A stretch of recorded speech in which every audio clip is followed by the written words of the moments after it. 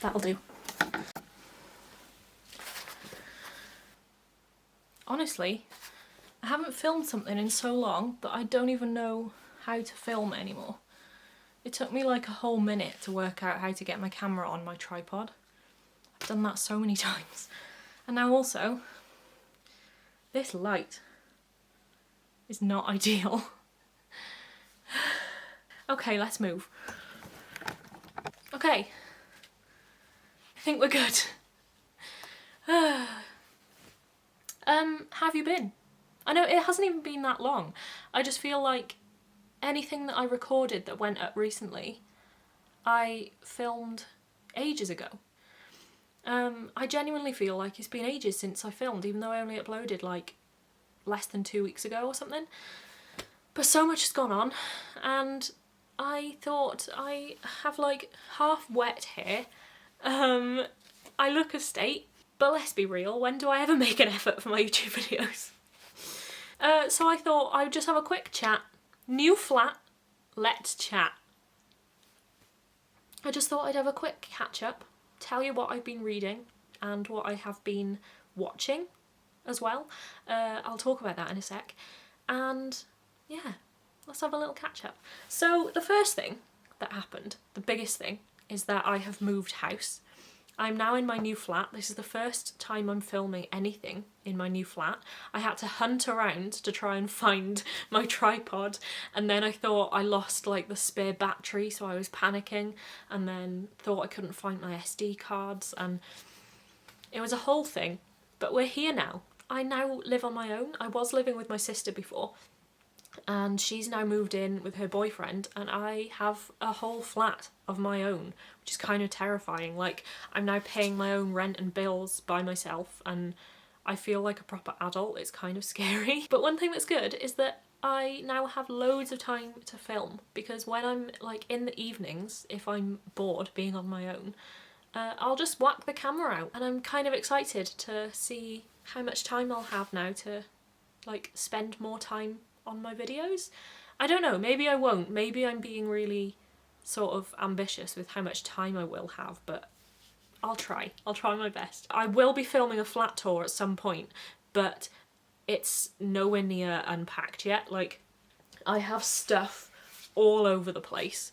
I'll kind of put in a clip here once I've done filming this of like just how much stuff is still like all over my bedroom and my office and everything. Once I've got all that unpacked, then I will film like a flat tour for you in case anyone's interested. I know a lot of people like that sort of thing, I know I do. So yeah, today I thought, because I haven't filmed for a little while, I thought I would update you on some things that I have been reading, so like some of the books I've been reading recently, just some of the things I've been getting up to, and also the films I've been watching. Now, films have kind of become a bigger part of my life again. Like, I did a degree in film, so I love film. I always have loved like film and TV, but for ages I haven't really watched that many films, and I just realised recently how much I've missed it. If anyone knows of Letterboxd, it's a website that's kind of like Goodreads but for films. I'm now kind of addicted to it, but you can do scavenger hunts on there. My friend Bethan introduced me to scavenger hunts. Somebody each month puts together a list of like 30 or 31 prompts for the month, and you have to find a film that like matches each of those prompts. So like this month there's things like a film that is about best friends, or watch a Pixar film. So many random prompts. My favourite one this month is July the 31st is J.K. Rowling's birthday, so watch a film that features LGBTQ themes. Yes, I love it so much. Best prompt ever. So I've been starting to do that, and I was like, oh, I'm gonna completely fail at that. I'm gonna watch like 2 films throughout the month. It's, what date did I say it was? I need to remember things. 6th of July, I've already watched 9 films. I've just noticed the light is slowly decreasing. I did choose to film at like 6:10 at night. So excuse me if the light just suddenly disappears. I might have to go and turn my bedroom light on. So yeah, I've been watching tons of films as well, and I'm loving it. I kind of want to, I might start doing like monthly film wrap-ups, maybe on my blog rather than on my channel. I'm not sure. What do you think? Would you be interested in me talking about films on this channel as well as books? let me know, because that would be really useful for me to know what you would prefer, or whether I should just do it on my blog instead. Without this video becoming like an hour long, I'm gonna quickly go through some of the things that I've read recently. I read Clap When You Land by Elizabeth Acevedo. I loved it so much. It was the first book by her that I'd read, and now I've also read The Poet X. They're both incredible. Clap When You Land I just loved so much. Her writing, I love verse novels anyway. In the corner I will put a link to my video that I've got all about verse novels. It's a bit old now, so there's loads more that I would have included if I made it now. Maybe I'll do a follow-up. But yeah, I love verse novels. And The Poet X and Clap When You Land are both verse novels. And Elizabeth Acevedo just has this way of writing verse that is incredible. Like, it's so powerful. You can't get those sort of emotions just through normal prose, and I love them so much. Clap When You Land is about a girl who's she finds out that her dad has died in a plane crash, and through a whole series of events she then finds out that she has a sister living in America. She lives in the Dominican Republic, and she finds out that she has like a half sister living in America, and they share the same dad, and they come together once they both find out that their dad has died in this plane crash. It's so good, just like the meeting of these two sisters that didn't even know that each other existed, and you see the differences between life in the US and in the Dominican Republic. Like, there's just a complete divide in like how they've grown up, and how much wealth they've kind of grown up with, and their cultures. Like, it's just so good. I love it so much. And then The Poet X is about a teenage girl who wants to, like, she loves poetry, and she kind of finds out about slam fiction. Slam fiction? What's slam fiction? She finds out about slam poetry, and that there's gonna be like this big slam poetry kind of competition thing, and she wants to do it. And it's all about, this book's all about like her, like just her mum. She's like, her mum is very religious, and she kind of pushes a lot of this kind of all of her religious beliefs onto her, and she doesn't feel that way. Like, it's all about her trying to explore her identity and like her religion, like her kind of relationship with her religion, all while writing these kind of slam poems. And I just love that she's got this really good relationship with her brother, and I really loved it. Both of those books are so incredible. I also have With the Fire on High, which is also by the same author, and that's like a normal prose novel. I need to get to that soon. That's on my TBR to get to as soon as I can, because if it's as incredible as those two, then I'm gonna love it. So another book I read is Opposite of Always by Justin Reynolds. I liked it. It was good. There were some things that I wasn't a big fan of. It basically involves like time travel that I wasn't expecting at all. I thought it was going to be like a regular contemporary, and then it involves like time travel, which was not what I was expecting. But it wasn't really explained. Like, none of the time travel is really explained. There's no rules for it. It just kind of happens. And I guess it's supposed to be kind of like magical realism where there are no answers to it, but I just thought it was, I don't know, it was a bit weird. But the story I really liked, the characters I really liked. I generally enjoyed it. It was just, I think my analytical brain didn't like that some things didn't have answers. I also read Bourne by Patrick Ness. Incredible. Loved it so much. It's about a girl. I can never remember character names, by the way, so I'm always just going to refer to people as like she or the girl or he or whatever. But there's a girl who, Sara? Is that her name? That's maybe her name. Her and her dad work on a farm. Her mum died when she was younger, and it's kind of like an alternate reality where there are dragons, and instead of hiring like farm hands to come and clear all of the trees and stuff on their farm, they can basically hire a dragon, and they get this dragon to come and blast down all of the farm and turn it into stuff they can just kind of like dig into the ground. Like ash they can just kind of like turn into the ground. The dragons are such a big part of this story, and there's like the FBI and there's someone on the run. There's a cult, like a dragon worship cult, and I don't even think I can explain much about this book without spoiling it. If you love dragons, you need to read it. It's so good. Like, dragons just have their own personalities and their own backstories, and you get people turn into dragons and you get dragons turning into humans, and read it. So good. So the next book is The Paper and Heart Society by Lucy Parry. It was so much fun. It's about a group of kind of younger teenagers who put together a book club, and they go on a little road trip to go and visit all of the places that they've always wanted to visit. And they go to like the Bronte parsonage, which Lucy Parry is actually an ambassador for. So I thought that was really cool that she included it in her kind of debut novel. They kind of go all over the place, and their relationships are tested, and it's just really good. It's just so much fun. It's for like kind of younger readers. It's kind of like middle grade, young teenage. So it was a lot of fun to read after I was reading a lot of really sort of heavier things like Bourne and things like that. But yeah, it was just a lot of fun. Okay, now the light is disappearing. Also, my back is aching. I'm such an old woman. Hang on, I'm going to turn the light on and then I'm going to change my position so I don't break my back. Okay, this isn't ideal. I think I'm blind. Why am I struggling so much? This'll do. I haven't really changed anything in terms of my position. That was very pointless. Oh well, I'll just carry on. This is a disaster, I'm so sorry. So after that I read Beautiful Broken Things by Sara Barnard.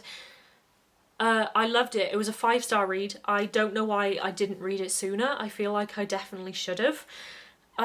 It was so good. I've had it on my shelf for ages. I had it for Christmas a couple of years ago, and I just didn't read it, and I don't know why. And I read it recently for a readathon, and it was incredible. It's made me want to go and read all of Sara Barnard's books that I haven't read yet. So good. It's just about like being a teenager and growing up and kind of friendships and relationships, and it's just, I loved it so much. I'm saying that a lot in this video. I've read so many good books so far this year. It's been great. So I don't spend ages and ages going over all of these. I'll quickly go over, like scan over the rest of the ones that I read. So I read Am I Normal Yet by Holly Bourne, which was alright, it was fun. I was close to getting rid of it, and then for the same readathon, one of the prompts was to read something that like keeps going on your like throw pile, but you keep bringing it back because you want to read it. So I thought I'd finally read it, and it was good. I enjoyed it. It wasn't that memorable, but it was good. It's all about like OCD, and the main character has OCD, and it's all about her kind of dealing with that. So it was really good, like that sort of representation, because you don't get OCD talked about in many books at all. So for that it was really good, but I've kind of forgotten a lot of the story already. I don't know why, because I did enjoy it when I read it. When Dimple Met Rishi, I read I listened to the audiobook on SCRIBD. It's been on my NetGalley for ages and ages, and I didn't get round to reading it, so I thought I am gonna try and listen to some NetGalley audiobooks if they're on SCRIBD, just so I can get some of my NetGalley books read and kind of boost my ratio a bit, because it's not great. I think I'm on like 50%. But When Dimple Met Rishi was really good. It was so sweet and I enjoyed it. It was like, it's the story of Dimple, who she wants to be like a software engineer, and she's into like coding and tech, and she wants to go to Stanford? Possibly Stanford. I think it's Stanford. I can't remember which uni. But she wants to go there to study like software engineering. She goes to this summer camp, which is all about like building an app, and you get, if you win this like kind of competition over this camp, then you get kind of mentorship with this person that she adores.